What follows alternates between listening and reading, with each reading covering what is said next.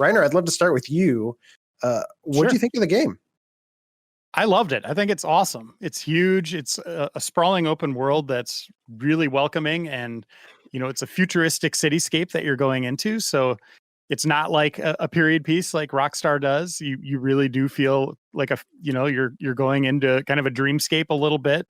Different technologies are at play. Things you don't know. Just how they function. You're learning that as you go, and there's just so much content that it's overwhelming at first. It really does kind of take your breath away, both in just the visual beauty of this place, but then also just how many things you have going on at once. That's great. Kim, Leanna, what were your thoughts diving into the game? I mean, to be fair, you guys had played preview builds ahead of time, but when you finally got the review build, like, what were your impressions? Take it away, Kim Star. Oh, wow. She's putting it on me. Yeah, it's a fascinating game. A very different experience than I think you expect. I mean, The Witcher was dark and mature, but this is even more so, I would say, because you're walking into a dark world that definitely feels like it's a possibility of where we could go with how tech obsessed we are, and everyone's kind of out for themselves, and you're trying to figure out as you play through your customized character V in this, like, who do you want to be in this world, and what, where are things going to go? It was something that it goes to a lot of unexpected places, and I enjoyed exploring, finding out. There's some great side characters in the game that you'll get to meet. And it kind of just has, it tries to do, so CD Projekt Red for this tried to be everything, I feel like. And it's something that works in some instances, and in others, like, you can't try to do everything and be excellent at everything at all the time. But I love the ambition. I love the scope. Like I said, I love that I always find new things to do in this world, and that there always seems to be one more upgrade I can do on, to one of my weapons, or I can, max out this ability on a skill tree that I was waiting for. Like, there's always one other thing left to do, and I don't know when it'll end. I'm over 60 hours in right now that I've played, and I feel like I haven't even scratched the surface of this game. Like, I finished the main campaign and everything, but I'm still in that world doing things.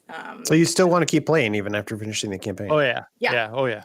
Because there's just so much. And like I said, those side quests, CD Projekt Red has been known for their side quests, and here it is again. Like, I highly recommend, especially if you like character interactions, to do the character ones, because they're fantastic, and you get cool backstories and insight into characters, and even just the smaller ones too. Like, you're making these decisions, and they've always brought those shades of gray to them, but like, I had so many times where they just put you in the moment, and you're like, I really hate this character, and I feel like it would be better if he was just not in this world anymore. But then you're just like, but do I really want to kill him? Like, there's a lot of good conundrums that Tell us how you really feel about Keanu.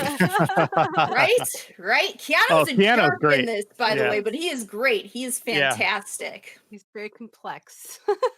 Is it one of those things where, like, I feel like you always get hyped up when you see, like, quote unquote real celebrity in a game, and it's kind of, how does he do compared to like voice actors? Do you feel like he's legit, like a good job? Like, there's no, it's not like, they should have just got Troy Baker or something.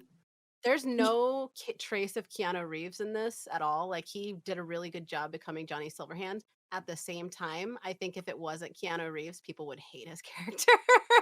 I think the fact that it looks like him gives him a little bit of a pass. His voice acting did a really good job. I don't know. I feel like he was perfect for this.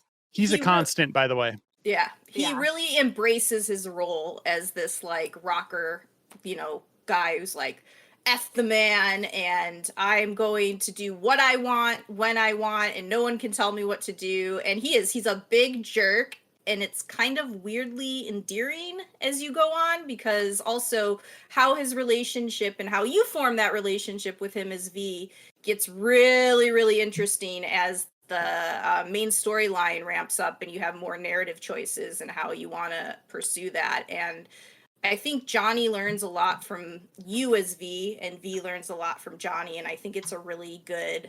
It surprised me with where the character went. Like, they could have easily just put him in there and had him be very likable. And I like that he starts off very, true to the, Johnny Silverhand that you see in the board game, kind of like that people know about. So but don't go into it expecting this. I'm going to love this character, because it's going to take some time. You got to warm up to it.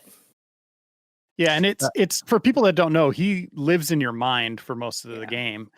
He's a digital construct that's with you. So as you're going about your day, just talking to someone else, he could pop up in the background, in from your mind and start interacting with you and distracting V, as V is trying to talk to other characters or do different things in the game. It's really kind of cool. Like, the game starts out with just you and V at the beginning, and V is not, in my opinion, a likable lead either, on, depending on how you sculpt them. Just the conversation choices that come from V. This is a game where it'll tell you, like, you get 3 choices in the conversation, and one could be like, no, I don't want to do that. You click that, and then V will say something dumb. I'm just making this up, and you'll be like, I don't think that's a good idea. Also, your mom sucks. And you're like, well, I didn't want him to say his mom sucks. But V always has kind of this edge, this grimdark kind of attitude. I just didn't like him. But when Johnny comes online, Johnny is also very dark. But I liked how Johnny, like, amplified or lifted up V a little bit, right? Like, made V more likable just through association. Or even just asked V, like, interesting questions for you as the character to consider, because you'll be talking to a character and he'll like, are you really gonna believe that bullshit? And then you're just sitting there like, wait, do I trust Johnny, who's a jerk? Like, is Johnny messing with me? He's that voice in your head that just messes with you, and you're like, well, do I trust Johnny, or do I, like, trust my own instincts on this, or am I not thinking about something? And I kind of like the mind games that were going on throughout it to kind of make you think about different ways to approach situations. Does he ever call you breathtaking? Do they make an allusion to that? There is an emote for him in the photo mode. It's called breathtaking, and he just goes, and it's amazing. It's absolutely incredible. Does a little point. That's fun. Yeah. I mean, this game is, I want to say, the most hyped game of the year, if not the one of. Do you guys feel like it lives up to that hype? Are people going to be excited to play this thing? I enjoyed my time with the game. I enjoyed it a lot. Like, before we move on from that, just really quick, just as anybody who's watching this who's a big fan of the tabletop game, I really liked Cyberpunk, and then Cyberpunk 2020, and then the Cyberpunk Red Edition that came out. And if you're a fan of that, this is very faithful to that, and it gives you a lot of the same freedom that the tabletop did. Okay, next part. What was the question? You said that so fast, girl. Wow. Does it live up to the hype? But everybody was so, like, Gilmore impatient. I was like, what the heck? I don't want to interrupt. I was just asking, like, it's a super hyped game. Should people who have it, like, really, like, in their minds are probably racing, like, oh, I can be able to do this and this and this, and, like, in their mind, it's probably just like the best thing that they've ever done. Do you feel like, okay, tone it down a little, like it's still a video game, or do you think it kind of meets the hype? I think it does. I think what people need to do when they go into this game is realize that it is a video game. It's not a God's creation that is perfection of Spotify.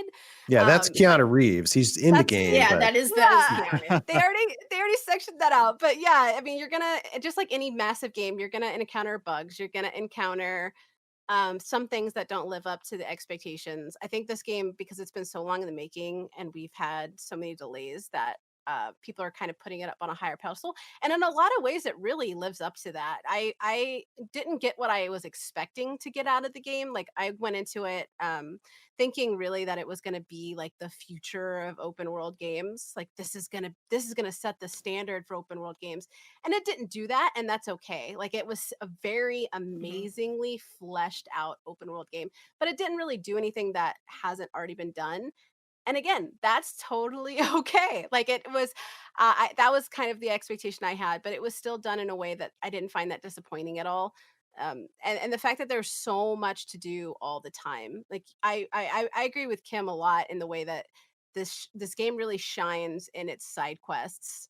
and never having a shortage of things to do. If I need to take a little bit of a less break, if I don't want to be doing the main quest lines and such a heavy narrative and I want to do something a little bit more fun, there's always the option to get what you want out of it.